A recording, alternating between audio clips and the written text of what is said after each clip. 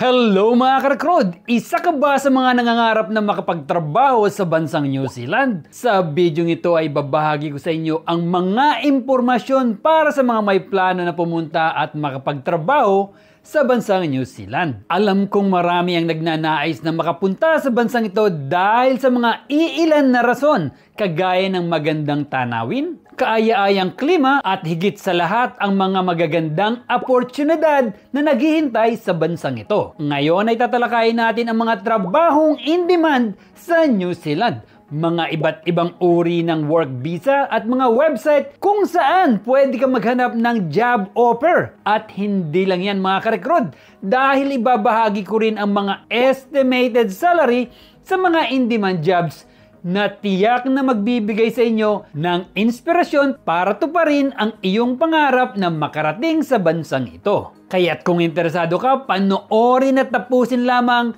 ang video ito. Mga karekrod, kung bago ka lang sa channel ko, pakihit lang ang like, subscribe, at pati ang notification bell para lagi kang updated sa aking mga video. Ngayon ay ibabahagi ko muna sa inyo ang mga common use work visa sa New Zealand na karaniwang ginagamit ng mga dayuhan para legal na makapagtrabaho sa naturang bansa.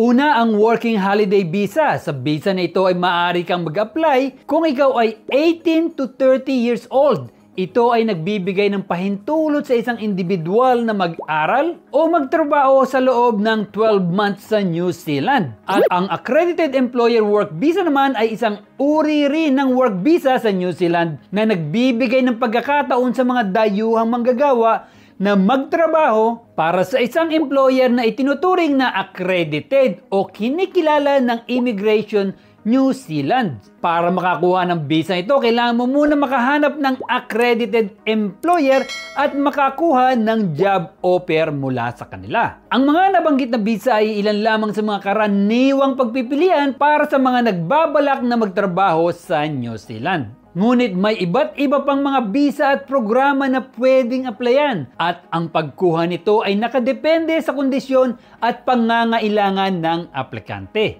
Bago tayo pumunta sa mga in-demand jobs ngayon sa New Zealand, ay tatalakayin muna natin ang mga iilang skills na in-demand sa New Zealand. At ito ay ayon sa GrabJobs website. Una, ang customer service mula sa establishment hanggang sa IT firms. Sila ay naghahanap ng mga magagaling makipag-communicate sa mga customer o kliyente. Kung ikaw ay magaling dito, may tsansa ka na makahanap ng trabaho sa bansang New Zealand. Isa rin ang project management na in-demand na trabaho ngayon dahil ang trabaho na ito ay tinitiyak na maayos ang takbo ng mga negosyo at sinisigurado na matapos ang mga proyekto sa itinakdang oras. Ang kasunod naman ay design. Isa rin ito sa in-demand skills sa New Zealand. Kung ikaw ay magaling na graphic designers, architects, writers, at iba pang trabaho na may kaugnayan sa design, maaari kang makahanap ng trabaho sa bansang New Zealand. Pumunta naman tayo sa trades. Ito ay mga trabahong construction, plumbing, welding, electrical, at iba pang trabaho na may kaugnayan sa construction. Ang panghuli naman ay ang nursing.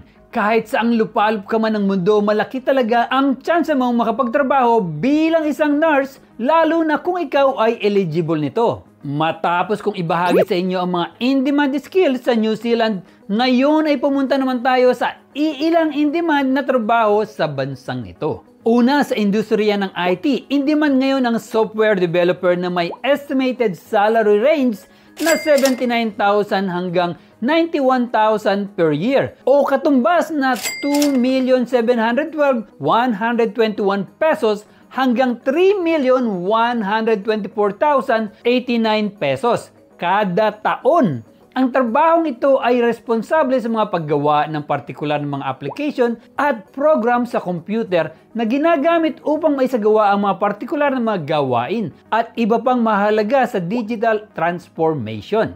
Ang mga kumpanyang pwede mong pag-applyan ay ang Tagon, Vontier, Visory at Deloitte. Kasali rin ang system analyst na maaari kang kumita ng higit na 61,000 to 84,000 New Zealand dollar per year o katumbas na 2,094,169 pesos hanggang 2,883,774 pesos bawat taon. Ang mga kwalifikasyon sa individual na gusto mag-apply ay kailangan may technical expertise at organizational skills para masigurado ang quality at accuracy ng mga information. At ang kumpanyang pwede mong applyan ay ang Ministry of Social Development New Zealand, Anderson Frank at University of Canterbury. Pumunta naman tayo sa mga trabaho sa hanay ng trades. In demand dito ang trabahong plumber. Kailangan rin na licensed plumber ka para ma-qualify at matanggap ka sa trabaho na ito. Maaari kang kumita ng 62,000 hanggang 91,000 New Zealand dollar per year o katumbas na 2,127,302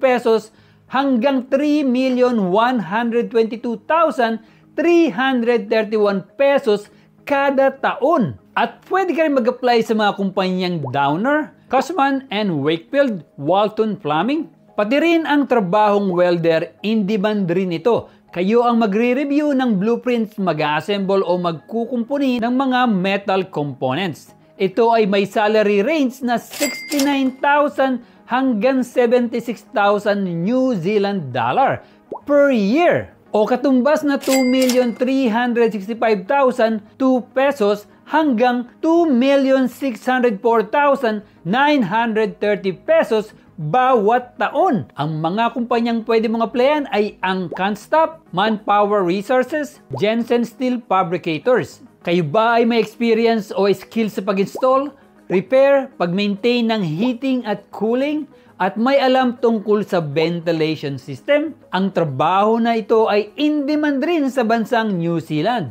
Ito ang HVAC mechanic na maaari kang kumita ng 85,000 hanggang 102,000 New Zealand dollar per year o katumbas na 2,913,040 pesos hanggang 3,496,090 pesos kada taon.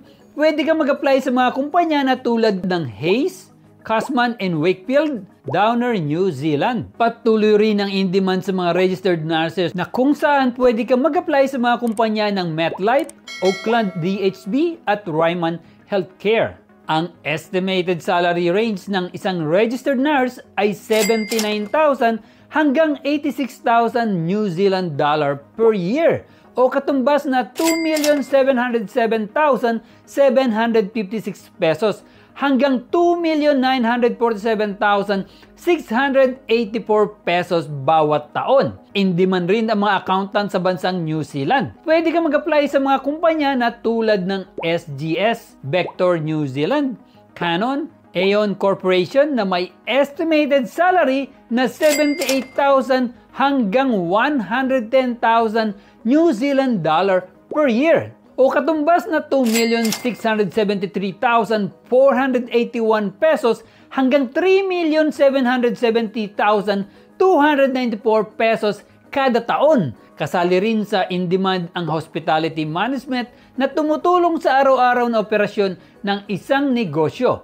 Pwede kayo mag-apply sa mga kumpanya tulad ng Carlin Hotel Property Management, Princess Gate Hotel, Travel and Leisure Company, at maaari rin kayong kumita ng halos 58,000 hanggang 71,000 New Zealand dollar per year o katumbas na 1,987,973 pesos hanggang 2,433,553 pesos kada taon. Ito naman ang iba pang mga trabaho na in-demand sa New Zealand ngayong 2024. At ito pa. Saan nga ba pwede makahanap ng trabaho o job offer? Ito ang mga website sa New Zealand na pwede mong bisitahin upang makahanap ng posible mong maging trabaho. Ang mga website na ito ay galing mismo sa New Zealand Immigration website. Mahalaga na makahanap ka muna ng job offer para ikaw ay eligible na makakuha ng work visa sa New Zealand. Marami ka ring options upang makahanap ng job offer. Una, ang paggamit ng job boards o website. At ang ikalawa naman ay ang pag-contact sa employer directly na kung saan mas maganda itong gawin. Ang unang website na ipapakita ko sa inyo ay Specialized Sector at Professions. Ito naman ang mga general websites o kilala na job website sa New Zealand. Ang pangunahing ibabahagi ko sa inyo ay ang mga benepisyo kapag ikaw ay nakapagtrabaho sa New Zealand. Alam kong isa ito sa nilulook forward ninyong malaman dahil isa ito sa mga importanteng malaman ninyo. Annual leave, sick leave, public holidays, health insurance, employee training, flexible working arrangements. At yun lamang po mga ka-recruit, ang ilan sa mga pangunahing in-demand na trabaho sa kasalukuyan sa bansang New Zealand. Upang makahanap ng mga job offer o mga bakanting posisyon, maaaring bisitahin ang TradeMe, Seek at ang Careers Government website. Palaging tatandaan mga ka-recruit na sa buhay ay walang madaling daan. Kailangan ng sakripisyo, pasensya at determinasyon upang maabot ang mga pangarap. Sana ang video ito mga ka-recruit ay maging daan upang kayo ay makakuha ng job offer at magandang trabaho sa New Zealand upang magkaroon ng maginhawang buhay sa hinaharap. Mga ka-recruit, kung nagustuhan mo ang video ito, mag-comment lang below. Para sa napakagandang playlist, pindutin lang po dito. Para sa napakagandang recommended video, dito. At paki-subscribe na rin po dito.